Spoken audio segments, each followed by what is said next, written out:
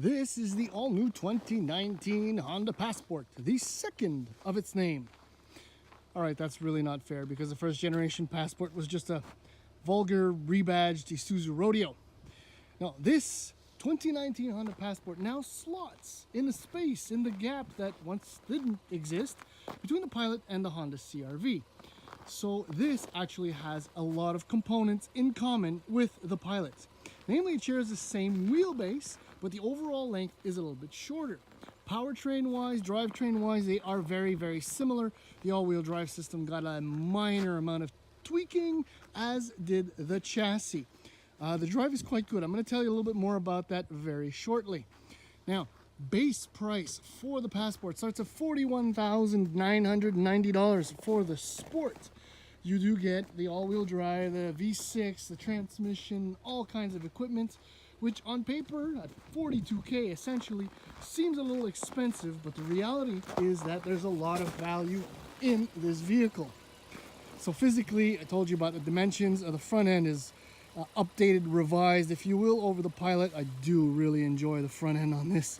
It looks quite nice, and big points are awarded to Honda for fitting this tester with a roof box. And the real only downside, and it's one of the highlights on this truck too, is that this red color is only available on the Touring. But I'm skipping ahead here. The EXL is your mid-trim, and it retails for $45,590. And with it, you get the somewhat slow power hatch, but all of them reveal over 1,400 liters of trunk space. That's enormous. And there's storage under the floor as well. So my tester, with all the bells and whistles, is a Touring that retails for $48,990. Oh, and here's a note. This little running board that Honda decided to outfit all of our testers with, completely useless. We all have dirty jeans. They are, again, useless. The rear bench, so that's another big difference with the Pilot. This is a 5-seater, whereas the Pilot has 3 rows of seats. Important point though is that there is so much room back here. The rear bench slides and reclines, and there's room for everybody. That's the dash. The sun is not being very cooperative at the moment, but it's a very Honda dash. It's very dark, and there I am right there in the shot. That's kind of unfortunate. Very comfortable seats, multi-way power adjustable. Let's just get in.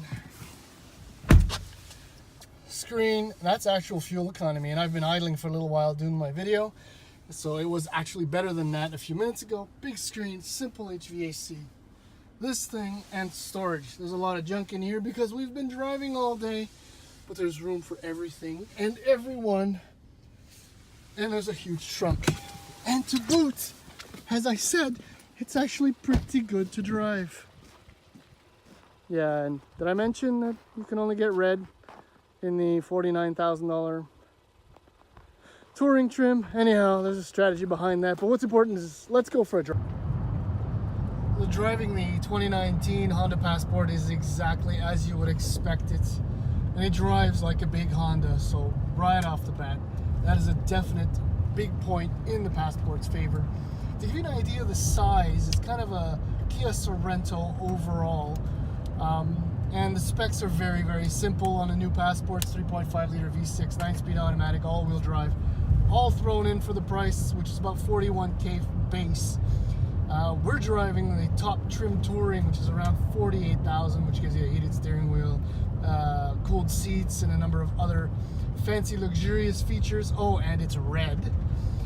But what's important to take away from this is that the ride is absolutely beautiful. We are going through some nasty Quebec roads in the dead of winter, and the comfort level is amazing.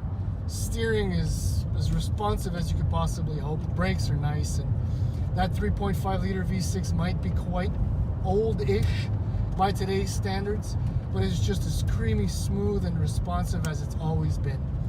I think this thing is going to sell really, really well. What do you think of that hat? It's pretty cool, huh?